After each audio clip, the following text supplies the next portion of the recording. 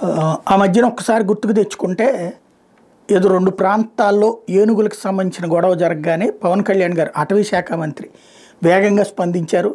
దానికి సంబంధించి అధికారులతో సమీక్షించారు. ఆ తర్వాత అధికారులు వీటిని ఈ ఏనుగులని కంట్రోల్ చేయాలంటే వాటి మీద కొట్టకూడదు, తిట్టకూడదు, ఎలాంటి ఇబ్బంది పెట్టకూడదు.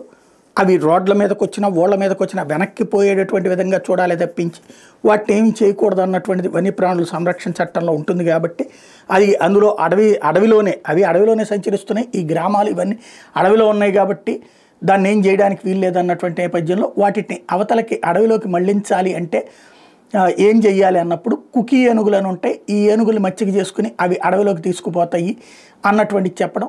దాంతో ఎక్కడున్నాయి ఇవి మన రాష్ట్రంలో లేవంటే లేవు, కర్ణాటకలో ఉన్నాయంటాం. వెంటనే పవన్ కళ్యాణ్ గారు కర్ణాటక మంత్రితో మాట్లాడడం, అటవీ శాఖ మంత్రితో, ఆయన మేము ఇస్తామని చెప్పడం. ఆ తర్వాత పవన్ కళ్యాణ్ అక్కడికి వెళ్ళటం, అక్కడ ముఖ్యమంత్రిని ముందు అటవీ శాఖ మంత్రిని ఆ తర్వాత ముఖ్యమంత్రిని కలవటం, ఒక ఎంఓయూ చేసుకోవడం. కుకీ ఏనుగులు వచ్చేసాయని అప్పట్లో ప్రచారం జరిగింది. తీరా చూస్తే తాజాగా విజయనగరం జిల్లాలోనూ ఏనుగులు గొడవ, కుప్పం దగ్గర ఏనుగులు గొడవ నడుస్తూనే ఉంది.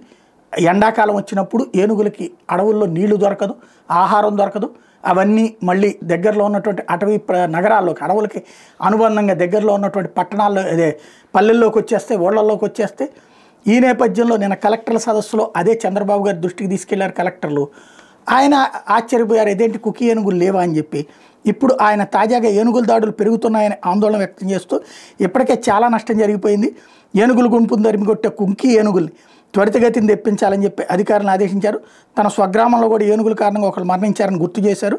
చిత్తూరు జిల్లాకు 2-3 రోజుల్లో కుంకీ ఏనుగులు తెప్పిస్తున్నామని అధికారులు చెప్పారు. విజయనగరం జిల్లాలో గ్రామాల్లోకి వస్తున్న వాటిని పట్టుకుని తరలిస్తామని చెప్పుకొచ్చారు.